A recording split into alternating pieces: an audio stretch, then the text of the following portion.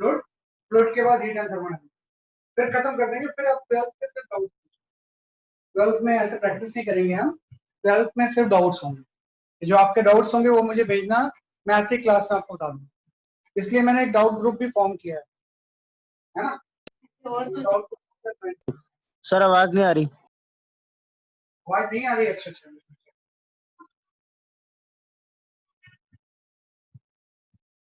क्यों? आवाज तो आनी चाहिए यार। बहुत लो आ रही है सर। अच्छा, आ रही है, एक बार अपना स्पीकर चेक कर। हाँ, वो आपके एंड में देख लेना जरा सा, आपके एंड में कई बार गड़बड़ होती है। सर मैं रीजॉइन करता हूँ। हाँ, रिज्वाइन कर लो, रिज्वाइन कर लो, है ना, कई बार आपके एंड में गड़बड़ होती है। यहाँ तो सब कुछ मैंने किया हुआ है।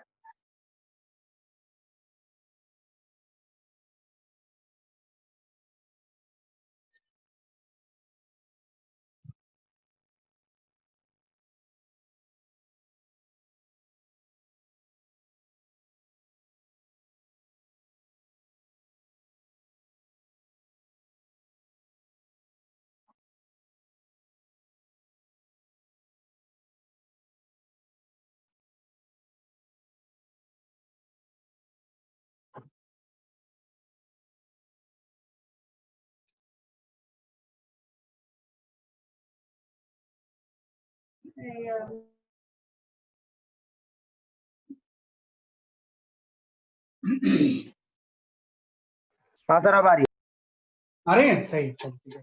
मैं बोला तो आज हम वेव करेंगे, फिर उसके बाद फ्लूइड, फिर हीट एंड थर्मोडायनामिक्स, और उसके बाद नॉर्मली उसके बाद सिर्फ डाउट्स करेंगे। एक डाउट्स ग्रुप मैंने फॉर्म किया है नीट के लिए, है ना, आप उसको ज्वाइन कर लें, है ना।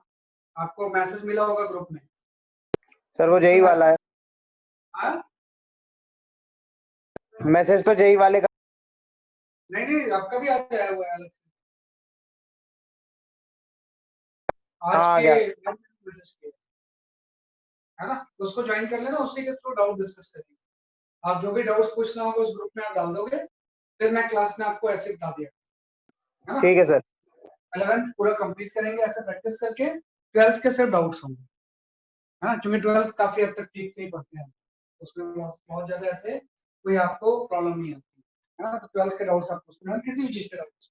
तो डाउट्स ग्रुप मैंने फॉर्म कर दिया है नीट 2020 के लिए, है ना। जैसे जेई 2020 का किया था ना, वैसे नीट 2020 का भी कर दिया। तो आपके ग्रुप में उसका लिंक गया होगा, तो आप उसको देख लेना, है ना, ये हम कर लेंगे। पता नहीं आज के आपके किसी भी ग्रुप में रिपीटर मेडिकल के बच्चे नहीं दिखते,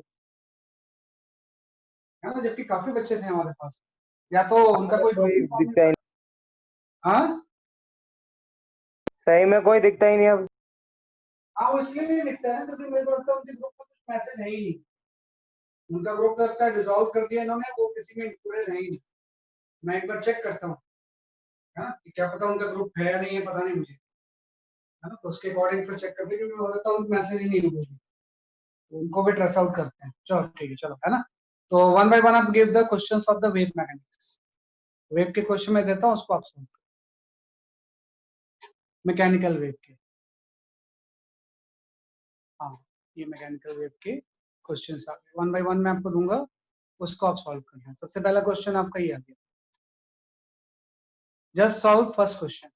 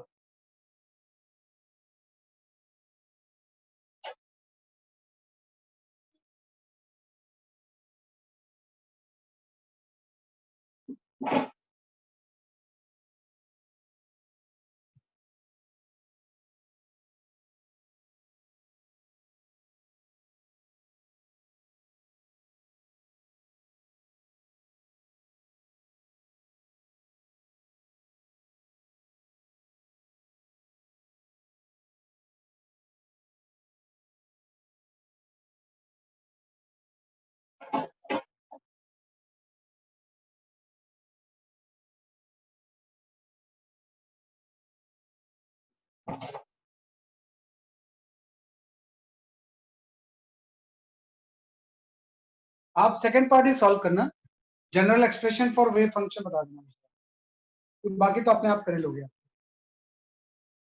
ना, उसमें सब कुछ इंक्लूड हो ही है।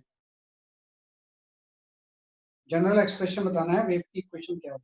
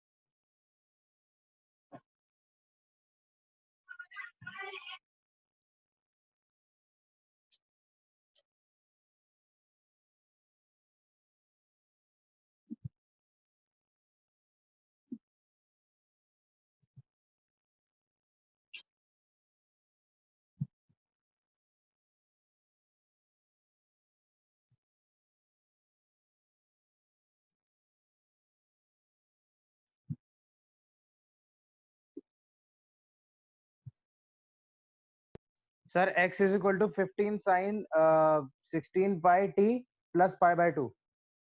हाँ सही आंसर, सही आंसर।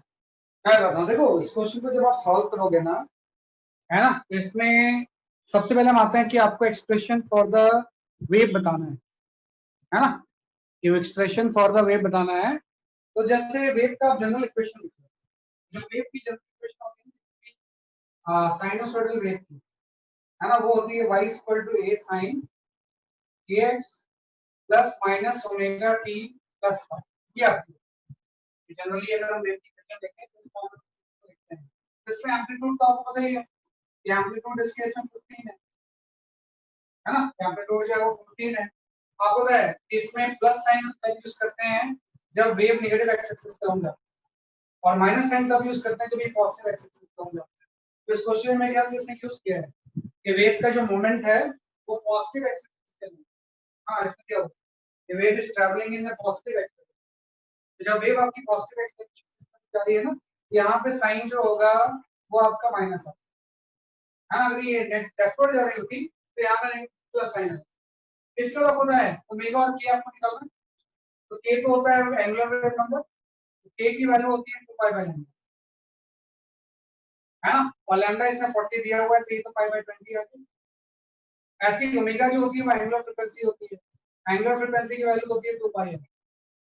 तो फ्रीक्वेंसी 8 हर्ट्ज है, तो ये आपका 16 पाई है ना। तो सारी चीज आपने कैलकुलेट कर ली, इसके अकॉर्डिंग एम्पलीट्यूड पता है, के पता है, क्या साइन लगना है वो पता है, ओमेगा पता है, राइट। और उसके बाद फाई, हाँ, तो फाई निकालने के लिए आप देखो, जब यहाँ जहाँ पे t इक्वल 0 था वहां पे एम्पलीट्यूड मैक्सिमम, जहाँ पे x 0 है और t 0 है वहां पे एम्पलीट्यूड y की वैल्यू 1 इक्वल है, तो इसका इनिशियल फेज पाई बाय 2 हो जाएगा। इसका इनिशियल फेज अगर हम निकालेंगे तो वो कितना हो जाएगा, पाई बाय 2। तो अल्टीमेटली जो वेव की इक्वेशन आएगी वो हम इस फॉर्म में लिख सकते हैं। जो वेव की इक्वेशन आ जाएगी वो आपकी आ जाएगी y इक्वल 15 sin kx, ये आपको आ जाएगा pi by 20x, minus sine आ जाएगा 16 पाई t, है ना, प्लस पाई, ये आपका है। और चूंकि पाई बाय 2 को हटाएंगे तो हो सकता है कि cos की फॉर्म में। पहले आपको ये कि ग्राफ को इंटरप्रेट करके आपको वेव की इक्वेशन लिखना है, तो इस तरह से हम इसको क्या करते हैं, सॉल्व। ये हो गया एग्जांपल नंबर, ये general expression for wave function आ गया। इसके बाद नेक्स्ट क्वेश्चन,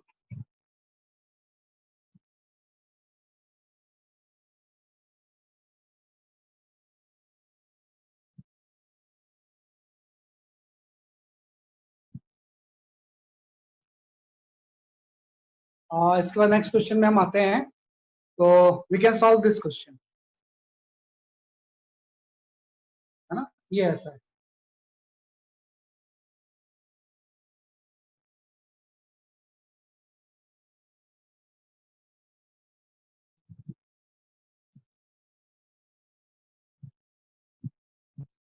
नहीं, इसको मत करो, डोंट सॉल्व दिस क्वेश्चन, है ना। मैं दूसरा क्वेश्चन लिखता हूँ,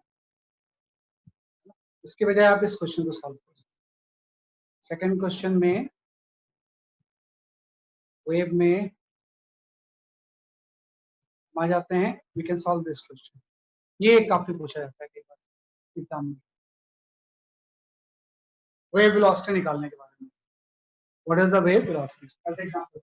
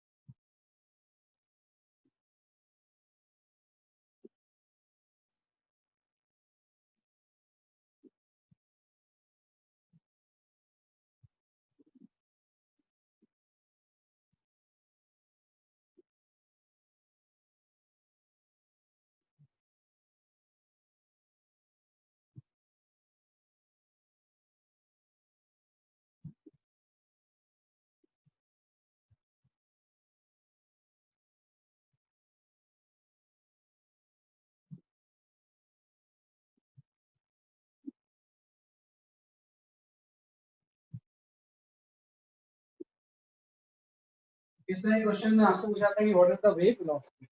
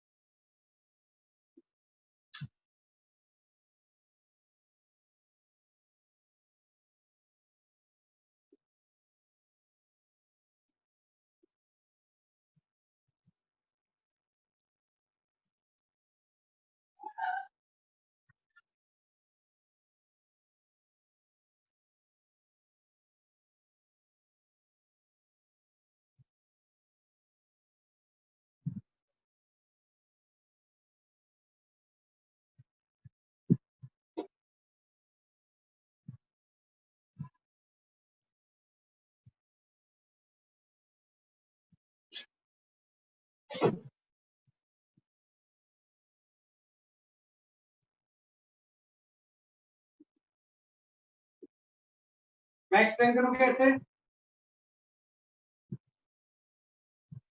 Did I explain this question?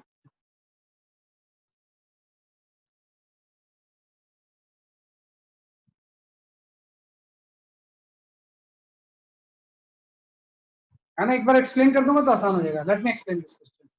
है ना, देखो इसमें ऐसा दिया हुआ था इस क्वेश्चन में कि t इक्वल टू 0 पे किसी वेव की इक्वेशन दी है और किसी t इक्वल टू 2 सेकंड पे वेव की इक्वेशन दी है। तो इसमें बोला वेव वेलोसिटी क्या हो। और देखना कि हम इससे ना, आप देखो क्या चीज चेंज नहीं हुई है। ये 1 तो किसी भी टाइम पे 1 ही है, ये वाला 1 भी 1 है, इसी फंक्शन में तो चेंज आ रहा है। तो हम लिख देते हैं जनरल एक्सप्रेशन फॉर वेव जो होगी ना, ये 1 वैसे छोड़ दो आप, ये 1 प्लस ऐसे भी छोड़ दो, इसको जनरलाइज करो।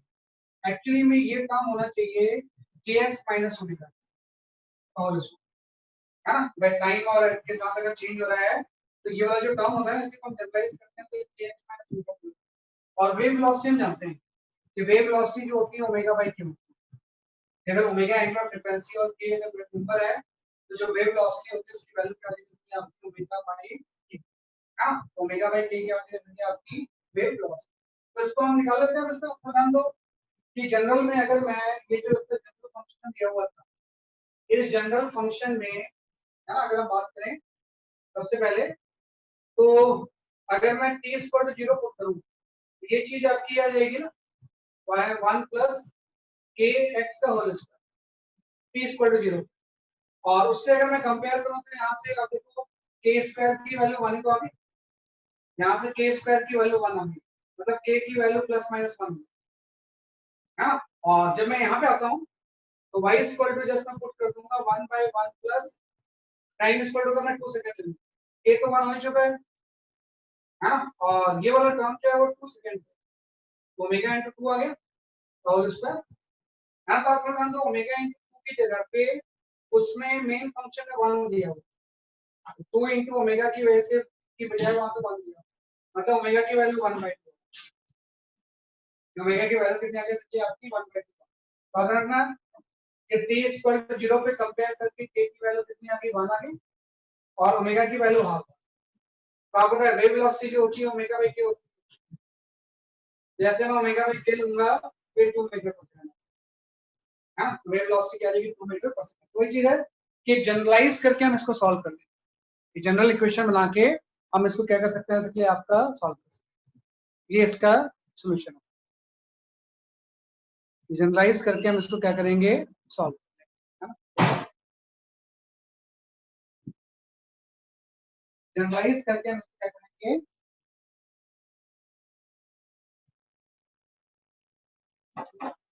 जनरलाइज करके हम इसको सॉल्व करेंगे, है ना, नेक्स्ट क्वेश्चन।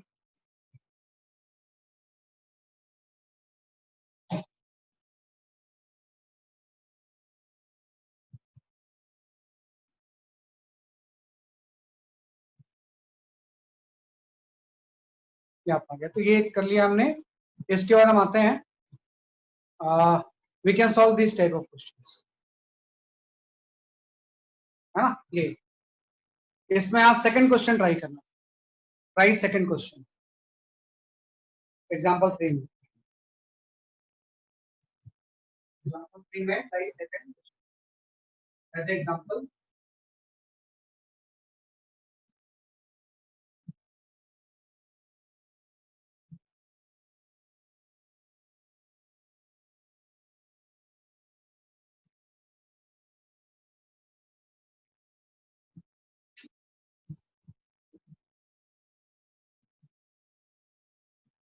फर्स्ट क्वेश्चन में ट्राई करो, आप सेकंड ट्राई करो,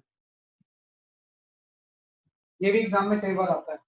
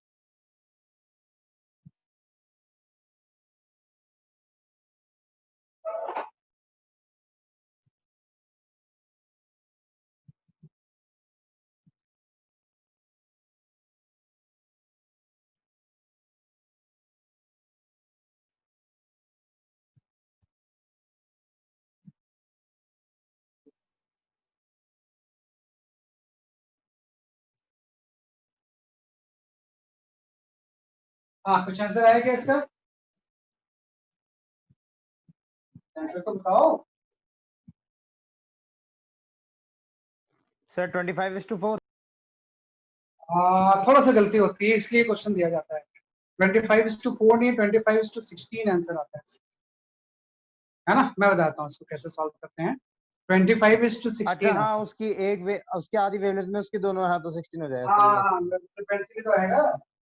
देखो वेव की जो इंटेंसिटी होती है ना, सेम इंटेंसिटी की वैल्यू होती है हाफ रो वी, है ना, रो वी ओमेगा स्क्वायर इनटू ए। तो आपको ना सेम मीडियम मतलब डेंसिटी और वेव वेलोसिटी सेम है। अगर सेम मीडियम है, ये दोनों टर्म क्या रहेंगे जैसे आपके कांस्टेंट। मतलब इंटेंसिटी जो होगी ना, वो डायरेक्टली प्रोपोर्शनल टू हो जाएगी omega square into A square. I1 by I2 की वैल्यू में सिर्फ एम्पलीट्यूड नहीं, बल्कि ओमेगा 1 by ओमेगा 2 का square plus A1 by A2 का स्क्वायर। हाँ, ओमेगा का भी फैक्टर आपको देखना है। और देखो सेकंड की फ्रीक्वेंसी डबल है फर्स्ट, जिस टाइम में इसकी वन साइकिल कंप्लीट हो रही है इसकी डबल होगी। मतलब सिंपल सा हम बोल सकते हैं कि ये जो चीज है 1/2 और एम्पलीट्यूड का रेशियो आपको दिख रहा है 5:2। यहाँ से आपका जो आंसर आएगा ना, ये स्क्वायर आएगा तो 25/16। याद रखना फ्रीक्वेंसी के रेशियो को भी इंपॉर्टेंट, फ्रीक्वेंसी का रेशियो भी क्या होगा, एक इंपॉर्टेंट टर्म हो जाएगा। तो आप इस तरह से इसको ट्राई कर सकते हैं। ये भी एक इंपॉर्टेंट चीज है ना। तो ये हम कर सकते हैं। नेक्स्ट क्वेश्चन, इसके पहले वाला क्वेश्चन जस्ट फॉर्मूला बेस्ड है, इसलिए मैं उसको नहीं दे रहा हूँ।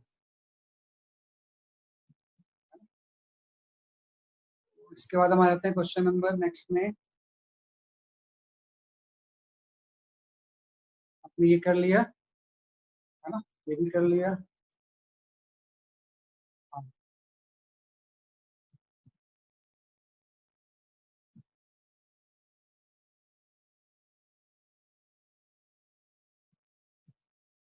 नहीं, ये भी फॉर्मूला बेस्ड क्वेश्चन है।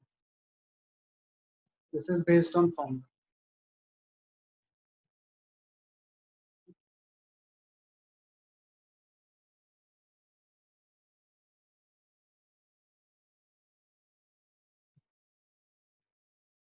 ठीक है ना, ये भी आपका formula based question.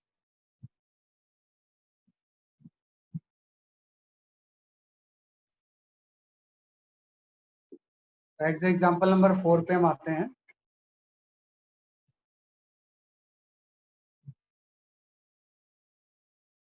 Example number 4 में हम इसको ले सकते हैं क्वेश्चन को।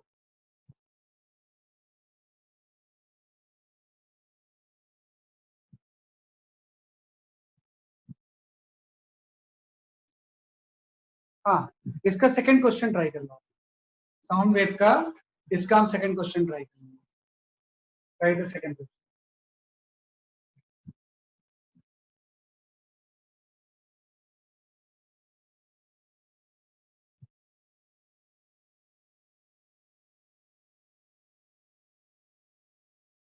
As example 4।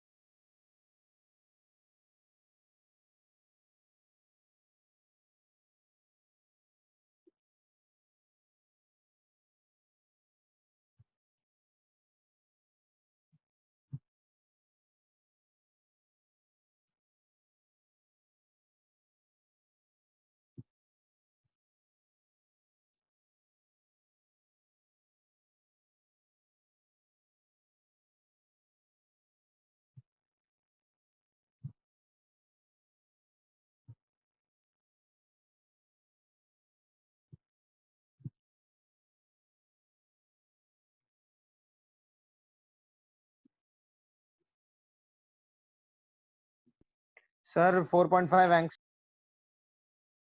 4.5 आ रहा है, थोड़ा सा मिस्टेक आ रहा है कहीं पे, आपने कोई एक फैक्टर जो है मिस कर दिया, एक 2 का फैक्टर मिस कर दिया, उसी लिए क्वेश्चन पूछा गया। वही मैं बोल रहा हूँ ना कहीं मिस्टेक्स हो रही हैं, है ना, थोड़ा सा ध्यान रखना इसमें। देखो इस क्वेश्चन में ये था कि क्वेश्चन लिखते हो ना, तो साउंड वेव की इक्वेशन आपकी ये होती है delta P equal to delta P naught sine के x minus omega. This is the equation of sine sound wave. Sound wave की इक्वेशन जो होती है प्रेशर फॉर्म में हम ये लिख सकते हैं कि delta P equal to delta P naught amplitude, बाकी सारा काम सेम। ये जो डेल्टा पी नॉट होता है ना, ये आपका होता है बीटा के इंटू एस नॉट, है ना, आपको एस नॉट ही तो निकालना है, तो बीटा के इंटू क्या हो जाएगा, सर आपका एस नॉट हो जाएगा। तो आपको जानना है कि क्या होता है कि जब साउंड वेव की हम इक्वेशन बनाते हैं, ऐसे वेव बनाएंगे हम इससे कैसे, तो आपको पता है ये जो चीज होती है प्लस डेल्टा पी नॉट होती है, यहाँ का प्रेशर होता है पी नॉट प्लस डेल्टा, और जो मिनिमम प्रेशर होता है ये आपका P not minus delta P, जहाँ पे कंप्रेशन होगा प्रेशर बढ़ जाएगा, और जहाँ पर एयर फ्रिक्शन होगा प्रेशर कम हो जाएगा, और जो चेंज होता है इससे होता है। तो ये चीज मैक्सिमम है और ये मिनिमम है ना। तो इन दोनों का डिफरेंस जो होता है ना डेल्टा पी नॉट नहीं है, बल्कि twice of delta P not. भाई पी मैक्स और पी मिनिमम का जो डिफरेंस है तो ये twice of delta P not, तो इसने twice of delta P not दिया होता है, इसलिए आपको 2 का फैक्टर से डिफरेंस आ रहा है। इसने जो दिया होता है, इसने दिया हुआ है twice of delta P not की वैल्यू कैसे आपकी ये है ना, twice of delta P not जो है उसकी वैल्यू आपको गिवन है ना, twice of delta P not is given sound wave में, उसकी वैल्यू आपको दी हुई है, और वो आपको दिया हुआ है कि वो आपका है 4 into 10 power minus, ये चीज दिया हुआ है। और डेल्टा पी नॉट बीटा के एस नॉट होता ही वही 2 का फैक्टर आपका यहाँ से बीटा इंटू के इंटू एस नॉट आ गया, दैट इज 4 into 10 power 9, है ना। और आपको पता है कि इसमें एम्पलीट्यूड ऑफ वाइब्रेशन पूछा हुआ है, बल्क मॉडुलस इज गिवन, और वेवलेंथ आपको दिया हुआ है। तो इससे जो आपका आंसर आ रहा था ना एस नॉट, वो एक्चुअली में 9 एंगस्ट्रॉम है, आपका जो 4.5 आ रहा था उसकी बजाय आ जाएगा कि आपका डबल है, आंसर 9 एंगस्ट्रॉम।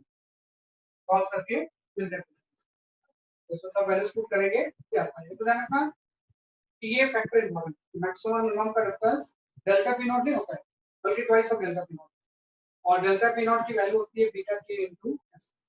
ये आपका हो गया एग्जांपल नंबर। इसके बाद हम आते हैं एग्जांपल नंबर 5 पे।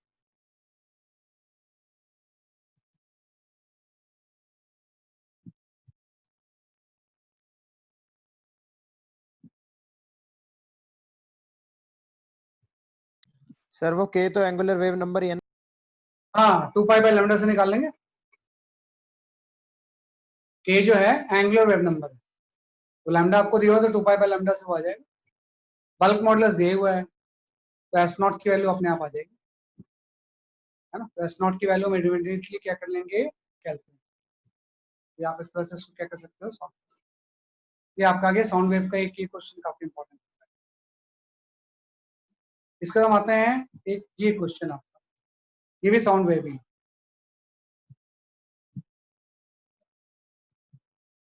इस पे आप सेकंड ट्राई कर लो आप, फर्स्ट तो क्वेश्चन तो बहुत आसान है, थर्ड दिया हुआ बहुत आसान है, फोर्थ ट्राई एग्जांपल 5।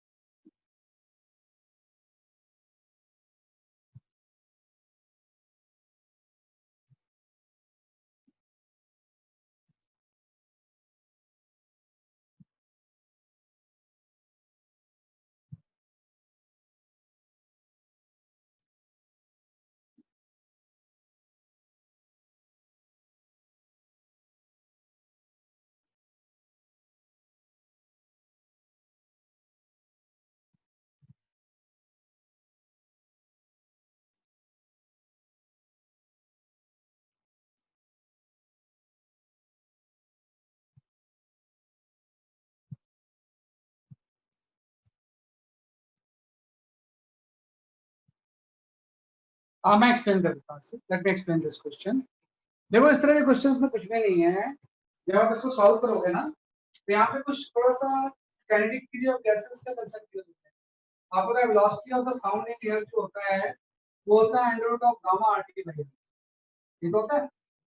अब क्योंकि ये मिक्सचर ऑफ गैसेस है तो आपको मोलर मास मिक्सचर का निकालना पड़ेगा। मोलर मास मिक्सचर का आप निकालोगे तो उसका फॉर्मूला ये हो जाएगा N1M1 प्लस N2M2 है ना, 3 गैसेस हैं तो N3M3 भाई N1 plus N2 plus N है ना। जो मिक्सचर है उसका हम क्या निकालेंगे सके आपका मोलर मास है ना। तुम्हें मोलर मास कैलकुलेट करोगे। ये न्यूट्रल मोलर मास अगर आपको दिया हुआ है तो मिक्सचर का मोलर मास कैलकुलेट करोगे। इसका परसेंटेज सबका दिया हुआ है ना। परसेंटेज से आपका नंबर ऑफ मोल्स आ जाएंगे। ये मिक्सचर का मोलर मास आ गया। उसके बाद हम गामा ऑफ मिक्सचर निकालेंगे। भाई मिक्सचर का गामा कितना होगा। मिक्सचर का गामा होता है 1 + 2 बाई एफ मिक्सचर। एफ को हम बोलते हैं डिग्री ऑफ फ्रीडम है ना। एफ को हम क्या होता है कि आपका डिग्री ऑफ फ्रीडम। और अगर का डिग्री ऑफ फ्रीडम मिक्सचर का भी हम इसी तरह से निकालते हैं जैसे मोलर मास निकालते हैं। तो जब आप यहाँ पे डिग्री ऑफ फ्रीडम मिक्सचर का निकालोगे तो ये आपका हो जाएगा N1F1 plus N2F2 plus N3F red में आपका हो जाएगा N1 plus N2 plus N। And इसमें देखो तीन गैसेस कितनी है। इसका अगर मैं इंडिविजुअल डिग्री ऑफ फ्रीडम ले लूं तो सबसे पहले जो गैस दी गई थी आर्गन। आर्गन का मोल एटॉमिक गैस का डिग्री ऑफ फ्रीडम 3 हो जाएगा। फिर आपकी गैस दी गई थी ऑक्सीजन जिसका डिग्री ऑफ फ्रीडम 5 और थर्ड कार्बन डाइऑक्साइड। तो कार्बन डाइऑक्साइड वैसे पॉलीएटॉमिक है लेकिन लीनियर पॉलीएटॉमिक तो इसका भी डिग्री ऑफ फ्रीडम 5 थी। तो 3 5 एंड 5 आ गए। इस केस में अगर हम सॉल्व करें ये आपका आएगा 3 5 एंड 5। इसको पुट करो तो डिग्री ऑफ फ्रीडम। और जैसे हम सारे करेंगे फिल कर दिस आंसर। तो इसका जो आंसर है वो मैं आपको लिख देता हूं। ये लास्ट ईयर साउंड जो आ रहा है वो कंप्लीट आ रहा है कि b = आ जाएगा 45 अंडर रूट ऑफ 45 है ना। जब आप मिक्सचर का degree of freedom molar mass degree और मिक्सचर का पुट कर दोगे टेंपरेचर आपको देगा और r की वैल्यू भी देगी। फिर गेट दिस इस मिक्सचर में वेलोसिटी ऑफ साउंड जो होगी वो आपकी इतनी। तो इस तरह से हम इसको अटेम्प्ट कर सकते हैं। तो हमेशा ध्यान रखना कि गामा आरटी बाई एम में कई बार मिक्सिंग ऑफ गैसेस होती है तो उसके हिसाब से हम इसको क्या करते हैं कैलकुलेट करते हैं। हाँ कि उसके हिसाब से हम इसको क्या करेंगे इसके आपका कैलकुलेट है ना। मिक्सचर का क्या हो जाएगा इसके आपका degree of. Next question we can try.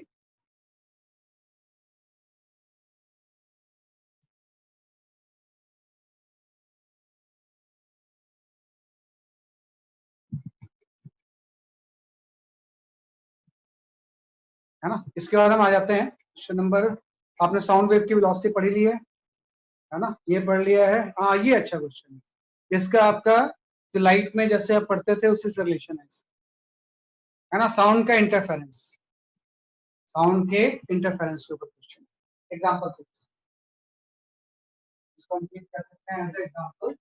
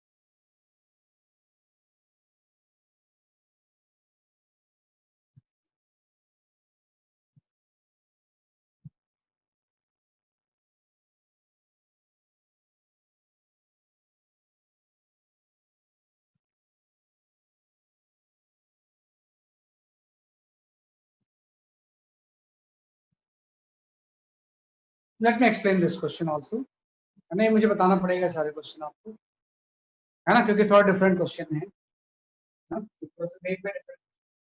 वैसे एग्जांपल नंबर 6 पे आता हूं मैं। एग्जांपल नंबर 6 में जस्ट आपको ऐसे दिया हुआ है कि ये आपका वॉल, और मैं एक्सटेंड करता हूं,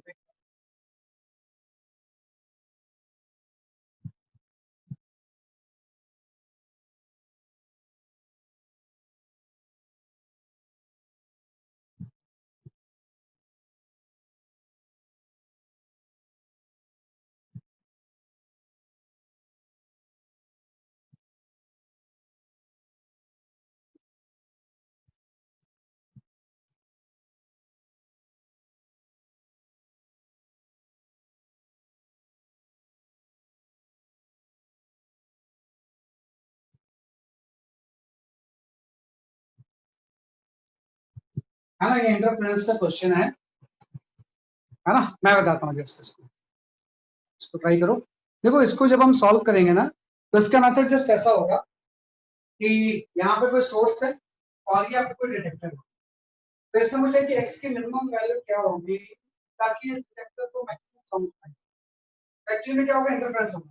जैसे साउंड यहाँ से मीट होगी, एक साउंड तो डायरेक्ट इसके पास चलाएगी, है ना, और एक साउंड सिमेट्रिकली रिफ्लेक्ट होके आएगा जैसे लाइट में होता है। आपको पता दोनों का सोर्स तो सेम ही है, दोनों कोहेरेंट होंगे। सोर्स अगर सेम होगा तो साउंड क्या होगा, कोहेरेंट होगा।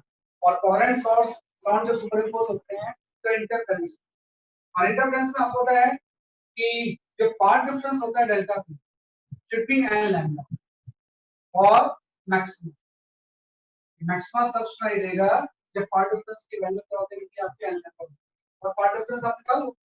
आपका ये वाली जो डिस्टेंस होगी ये आपकी हो जाएगी 4 प्लस एक्स स्क्वायर बाई, है ना, ये जस्ट हम इससे निकाल लेंगे।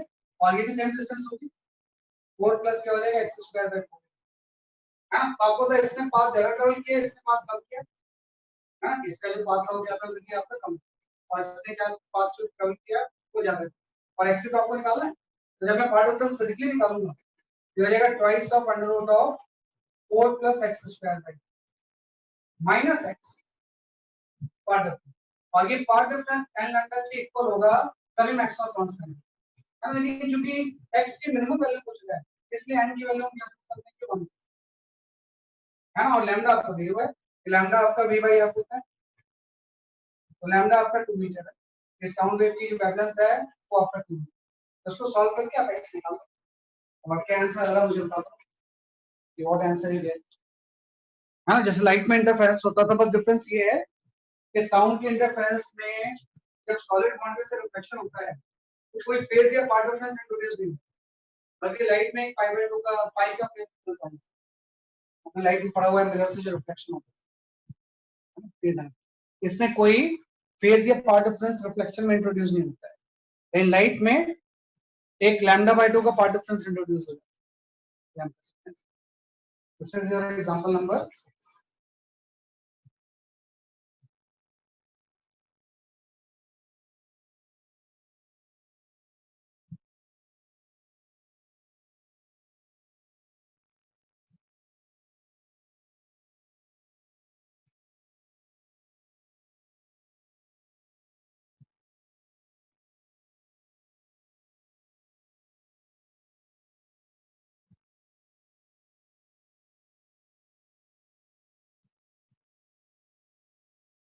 सर x √3 है। नहीं, x के रूट से तो नहीं आ रही, ठीक से करो। सर लैम्डा 2 मीटर हो गया, n 1 है। हाँ, n की वैल्यू 1 पुट कर देंगे, रूट से तो नहीं आ रहा है आंसर।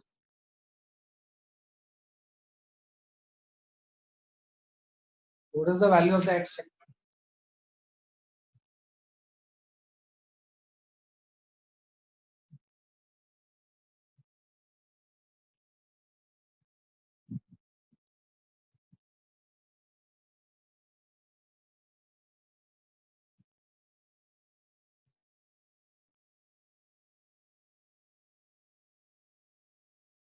सर सिर्फ 3 है क्या?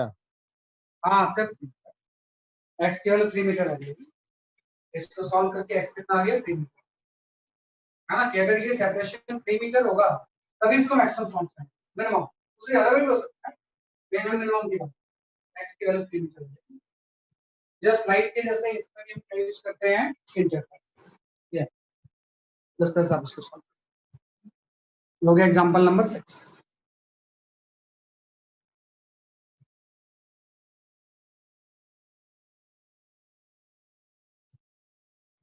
इसके बाद हम आते हैं एग्जांपल नंबर, हाँ ये भी काफी important.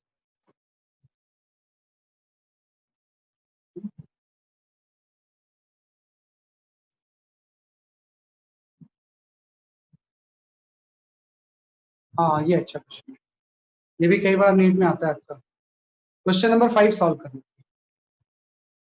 Question number 5,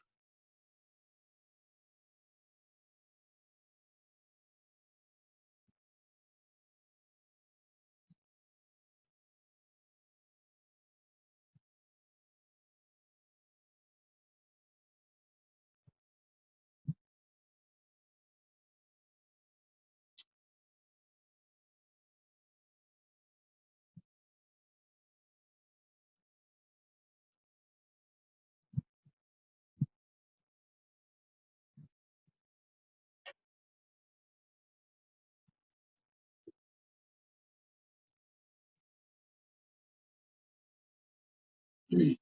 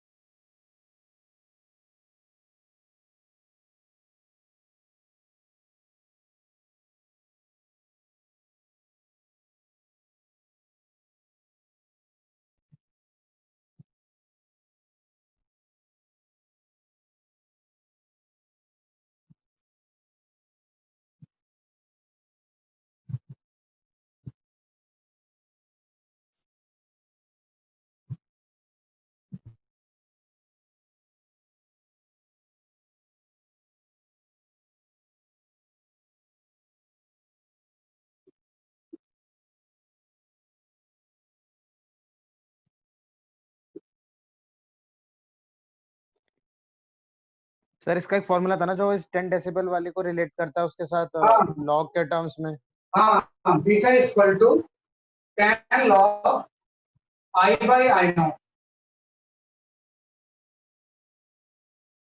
beta equal to 10 log I by I naught।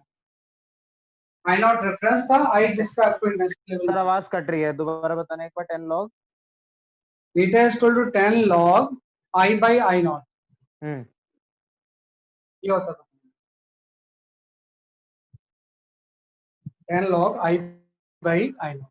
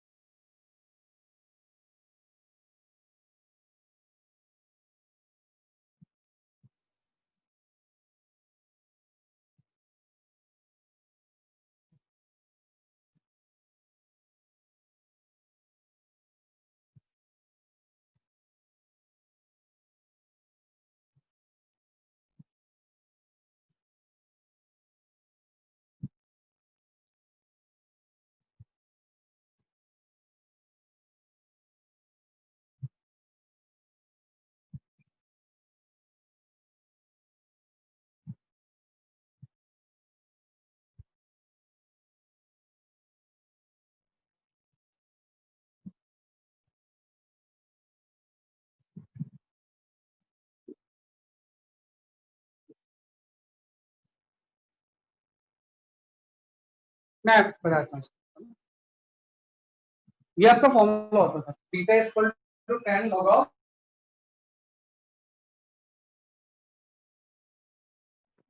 Sir √10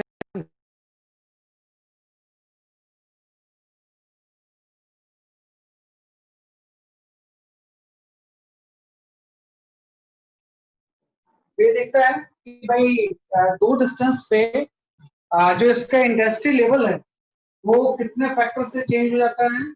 कि इंडस्ट्री लेवल जो चेंज होता है इस केस में 10 डेसिबल से चेंज होता है।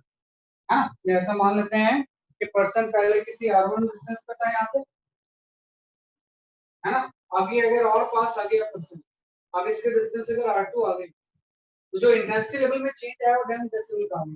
तो पहले जब R1 पे था तो मैं लेता हूँ कि इंडस्ट्री लेवल बीटा 1, बीटा 1 आपका हो जाएगा 10 log of I1 by I। ऐसे करते हैं। जब ये R2 पे आया तो अब इसका इंडस्ट्री लेवल बीटा 2 बढ़ गया। 10 log ऑफ, ये आपका हो गया I1 by I0, ये आपका हो गया I2 by I0, है ना। रेफरेंस तो सेम ही लगता है, पहले इंटरेस्ट की I1 थी, अब कितनी होगी इसकी आपकी I2। इन दोनों में जो डिफरेंस है मींस बीटा 2 माइनस बीटा 1, अगर हम यहां से निकाल लें तो हम इसको लिख सकते हैं 10 log of I2 by I1। इसकी जो वैल्यू है वो 10 है ना, इसकी जो वैल्यू है वो कितनी है इसकी आपकी 10। तो आपको ध्यान दो कि 10 log I2 by I1 भी बेसिकली आपका 10 कैंसिल हो गया, यहां से I2 by I1 की वैल्यू 10 हो जाएगी, जिसका बेस 10 होता है ना, बेस 10 है तो लॉ की प्रॉपर्टी यूज करके इंटेंसिटी का रेशियो, और पॉइंट सोर्स की जो इंटेंसिटी होती है, वो भी अगर पॉइंट सोर्स है तो पॉइंट सोर्स से इंटेंसिटी जो होती है वो डिस्टेंस के स्क्वायर का रेशियो होती है। पॉइंट सोर्स के लिए जो डिस्टेंस के स्क्वायर की क्या होती है intensity, inversely proportional, right. I equal to power upon 4 pi r square, तो 1 बाय r स्क्वायर की इनवर्सली प्रोपोर्शनल होता है, r स्क्वायर के इनवर्सली प्रोपोर्शनल। यहां से देखो I2 बाय I1 पता है तो R1 बाय R2 आ जाएगा, सिंपल सा हम लिख लेंगे कि जो I2 बाय I1 होगा ये आपका इक्वल हो जाएगा R1 बाय R2 का होल स्क्वायर, और ये 10 की इक्वल है। तो जो दोनों के डिस्टेंस के बीच का जो रेशियो होगा वो जस्ट रूट 10 आ जाएगा। तो यहाँ से पहले की डिस्टेंस और अभी के डिस्टेंस का जो रेशियो है वो रूट 10 है। ये फॉर्मूला आपको जानना है, this is the formula for intensity level, जैसे कि हम इंटेंसिटी को इंटेंसिटी लेवल में क्या करते हैं कन्वर्ट। ये भी क्वेश्चन के का पूछा, और जैसे इंटेंसिटी का रेशियो आ गया उसको हमने डिस्टेंस से लिखा, अभी भी पॉइंट सोर्स है तो इंटेंसिटी डिस्टेंस के स्क्वायर के इनवर्सली प्रोपोर्शनल होती है। तो इस तरह से हम इसको सॉल्व कर सकते हैं, ये होता है इंटेंसिटी।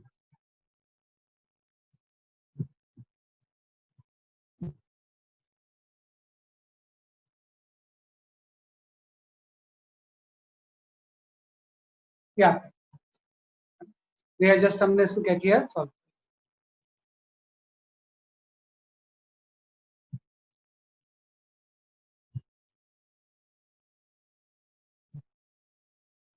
तो इस तरह से कर सकते हैं। इसके बाद हम आते हैं थोड़ा सा इसमें कि बीट फ्रीक्वेंसी यूज होती है ना, थोड़ा सा बीट फ्रीक्वेंसी के क्वेश्चंस करते हैं। तो try question number third, try question number third as example.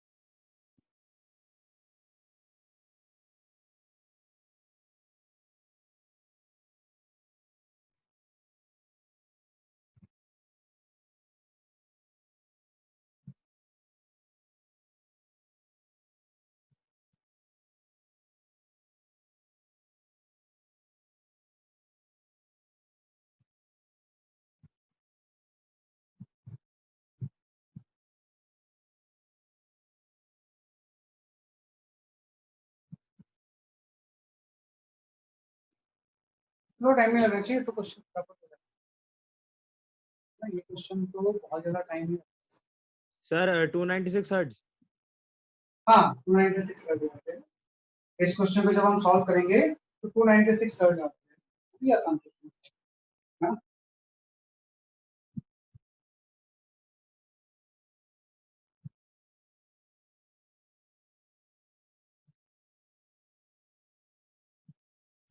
हाँ 296 सर्च।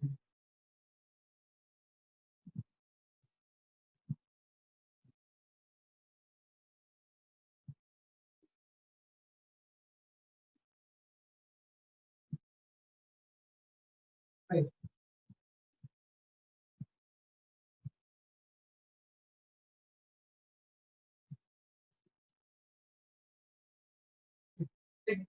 इसका आंसर जो होगा वो 296 हर्ट्ज जाएगा।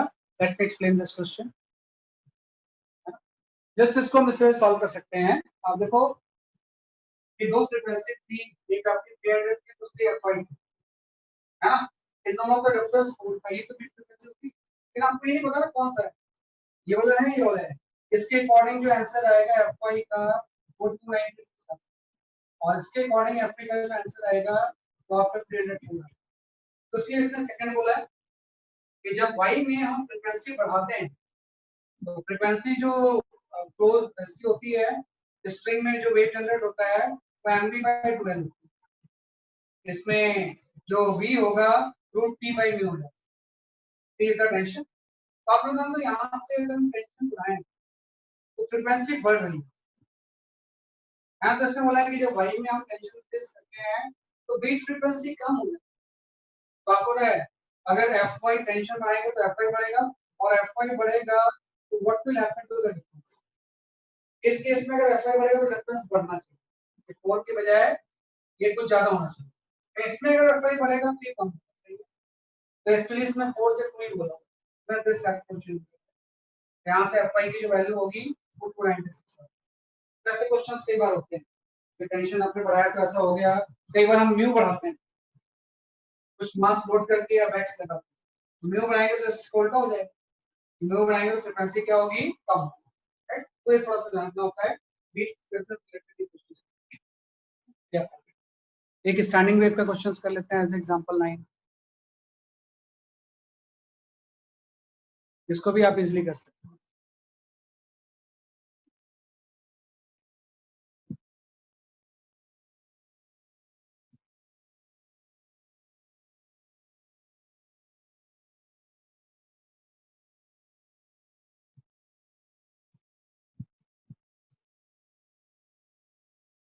ना ये मत करो, ये थोड़ा अलग सा क्वेश्चन,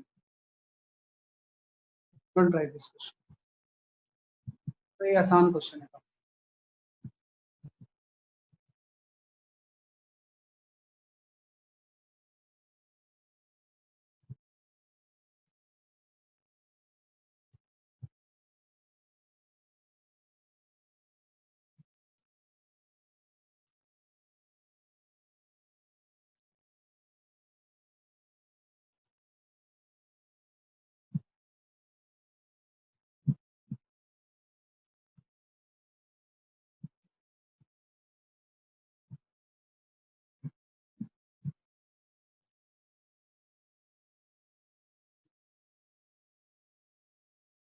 हाँ ये 6 क्वेश्चन सॉल्व करना, राइट। क्वेश्चन नंबर 6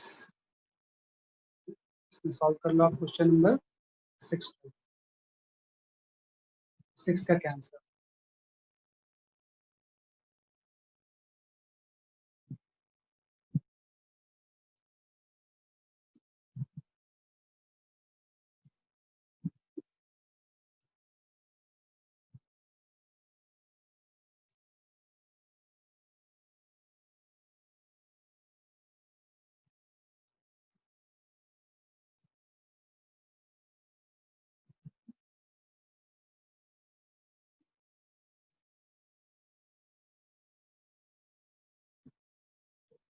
ये जो फॉर्मूला अभी मैंने बैच के ऊपर भेजे, एग्जांपल 9,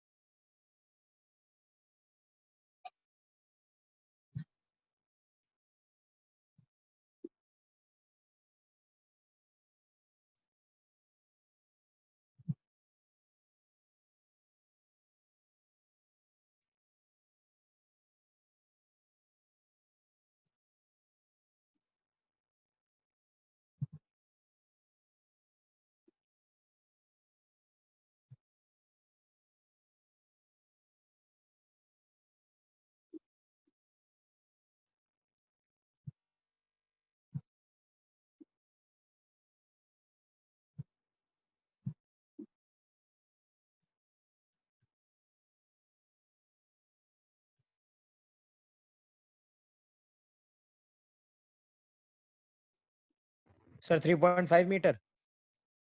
3.5 तो नहीं आ रहा, 3.5 मीटर मैंने कहीं मिस्टेक कर रहा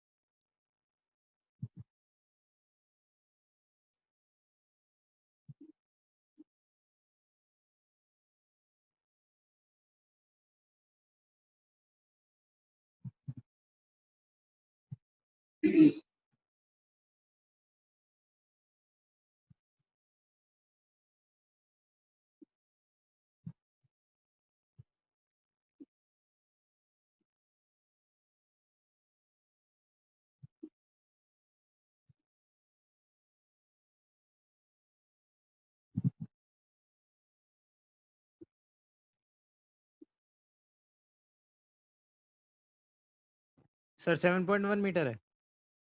ना 7.1 मीटर नहीं आ रहा, लेट मी चेक, मैं चेक, है ना, मैं चेक करता हूँ। देखो इस क्वेश्चन को जब ट्राई करोगे तो म्यू आपको दिया हुआ है, तो इसमें बोला पहले रेजिडेंस हुआ 420 पे, बाद में हो रहा है 490, है ना। तो पहले जो रेजिडेंस हो रहा है दिखा रहा है कि आपका 420 पे, और बाद में नेक्स्ट रेजिडेंस किसका है आपका 490, है ना। तो आपको पता है कि पहला कौन सा आपको पता नहीं ना, तो आपको है ना प्रिज्यूम करना पड़ता है। अब इसको फंडामेंटली आपका फ्रीक्वेंसी इक्वल टू होता है nv/2, है ना। तो पहले जो फ्रीक्वेंसी जिस पे रेजोनेंस हो रहा था वो 490 था, तो सपोज है ना कार्बन से मैच कर रहा है इससे बाय 2 into l, है ना, अंडर रूट ऑफ हो जाएगा जैसे कि आपका p बाय म्यू, ऐसी जरूरत नहीं अभी आपकी, मैं फिर भी पुट कर देते हैं 450 बाय म्यू आपको दिए, है ना। अब अगली फ्रीक्वेंसी जो होगी, है ना, अगली फ्रीक्वेंसी जो होगी इस केस में, इसमें इस पूरा वो स्ट्रिंग जो है ना दोनों एंड पे है, तो उसमें सारे हार्मोनिक्स होते हैं। तो अगर ये वाली इतनी है तो अगली n+1 हो जाएगी ना, n+1 जो होगी वो 490 हो जाएगी, अगला जो फ्रीक्वेंसी है वो n+1 हो जाएगा, n+1/12 is equal to same चीज ही 450 बाई 5 into 10 पावर माइनस। तो इन दोनों को सॉल्व करके n की वैल्यू पहले बता दो किस हार्मोनिक्स की हम बात करते हैं, और फिर उस n की वैल्यू किसी भी क्वेश्चन में कर देते हैं, आपका लेंथ आ जाएगा, तो उससे आप लेंथ कैलकुलेट करें। कई बार हम फंडामेंटल लेके चलते हैं 1 और 2, तो उससे गलत आ जाता है आंसर। तो फंडामेंटल है कि नहीं मुझे पता नहीं है ना अभी, वो तो कोई भी हार्मोनिक्स हो सकता है, किसी भी हार्मोनिक्स से वो क्या कर सकता है, जैसे कि आपका need not necessary of fundamental. Sir 15/7 आ रहा है अब तो। 15/7, हाँ ये सही आंसर है, 2.14 मीटर, है ना। मेरे पास जो आंसर है वो 2.14 मीटर, तो एनएस से मैच करते हैं। और देखो अगर स्प्रिंग वाला था तो एन से n+1 हो गया, अगर एक क्लोज्ड ऑर्बिट पाइप होती तो एन के बाद n+2 है, तो इसमें इवन नंबर नहीं होता, n+2 ही n-2 है ना, बढ़ रहा है तो n+2 हो जाता है, कम हो रहा है तो n-2, इससे जो लेंथ आएगी 2.5। As example 10 will take the Doppler effect, वह इसका लास्ट टॉपिक होता है, we'll go for the Doppler effect, I'll give the Doppler effect a question दे रहा हूँ।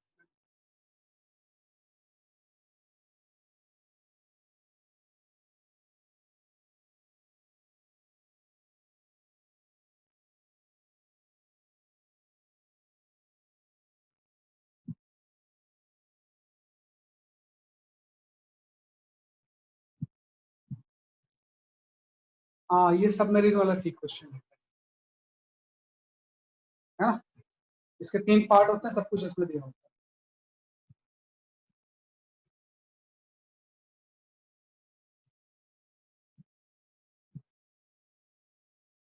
स्पीड ऑफ साउंड वाटर में बढ़ जाती है, एयर में कम होती है।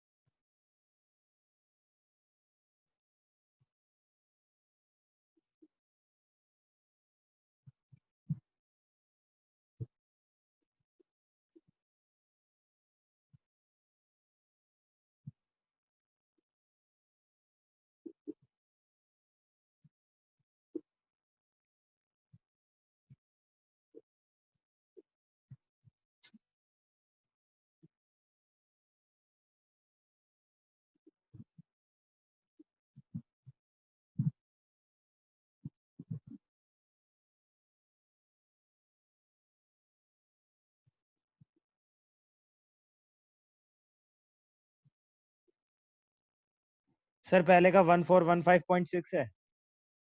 सही है, फर्स्ट का जो आंसर है वो सही है। 1416 ले सकते हैं, 1416 है।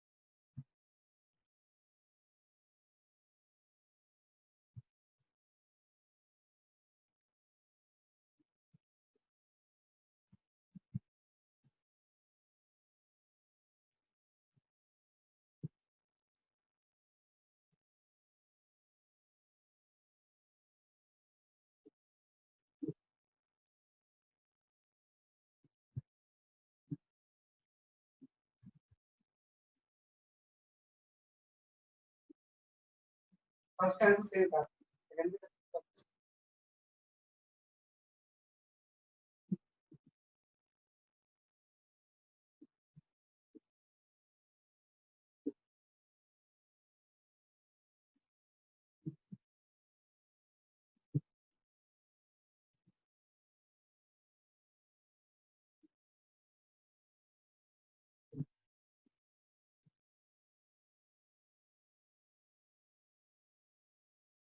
सर सेकंड का 1384.5 कहाँ से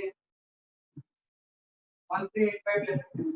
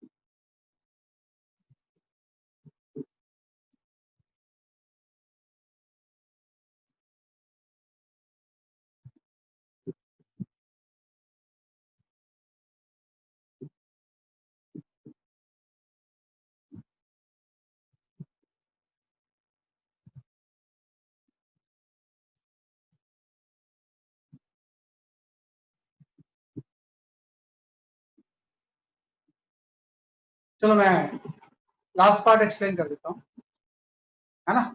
वैसे कर लोगे आप सारे को। तो फर्स्ट पार्ट में कुछ नहीं था कि दोनों एक दूसरे की तरफ जाए तो फॉर्मूला आपके पता ही होता है कि f इक्वल टू हो जाएगा v plus v not and ये हो जाएगा v माइनस v, है ना। तो सीधे फॉर्मूला में पुट कर देते हैं फोर्स के केस में। ओरिजिनल फ्रीक्वेंसी 1400 है, ये आपका 1533 हो गया प्लस ऑब्जर्वर की वेलोसिटी 9 और यहाँ से 1533 था सोर्स की वेलोसिटी जो थी वो 8। वैसे आप सॉल्व करोगे तो आपका सही आंसर आता है 1400 1600। जब दोनों क्रॉस कर जाते हैं तो एक दूसरे से अलग जाएंगे, बस साइन तो चेंज होगा।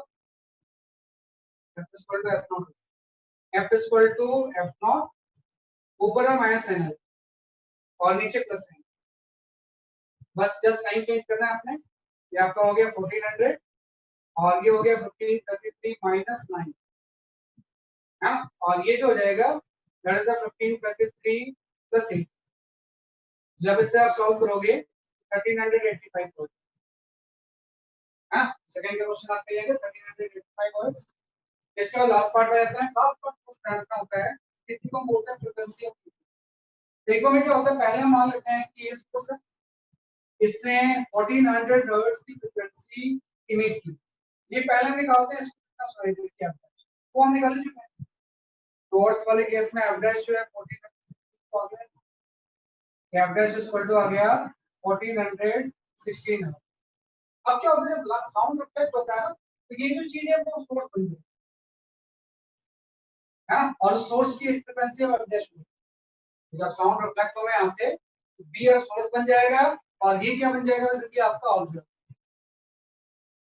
है ना। तो अब इसमें कितना रिफ्लेक्टेड साउंड, वो जो फ्रीक्वेंसी होगी उसमें लेता हूं मैं f इज इक्वल टू हो जाएगा f डैश, टुवर्ड्स केस है तो v plus v not v minus. अब f डैश की जगह पे चेंज फ्रीक्वेंसी लेंगे तो आपने निकाला 1460 है ना, v 1533 है ना, इसका कोई चेंज आया नहीं, v नॉट। अब जो ऑब्जर्वर है वो ये आपका 8 हो गया है ना, और सोर्स जो है वो ये है, यहाँ पे आ गया 1533 माइनस, इससे जो आंसर आ रहा है वो सही है ना। रिफ्लेक्टेड के लिए ऑब्जर्वर फिर से सोर्स बन जाता है, तो इससे क्या आंसर आ रहा है चेक कर लो और जस्ट वेरीफाई मी।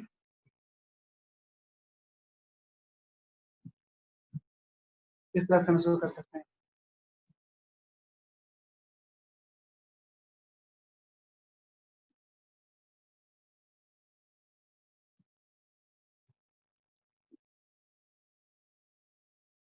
सर 1430 सॉरी 1432 आ रहा है मेरे पास, 1432 हो गया, चेक करना 1432। बस तरीका जानना है कैसे करते हैं। एड्रेस आ गया, अब एड्रेस से फिर से दोबारा, right. That is all for today. आज हमने वेट किया है, नेक्स्ट क्लास में will cover the flood mechanics, पूरा फ्लड मैकेनिक्स।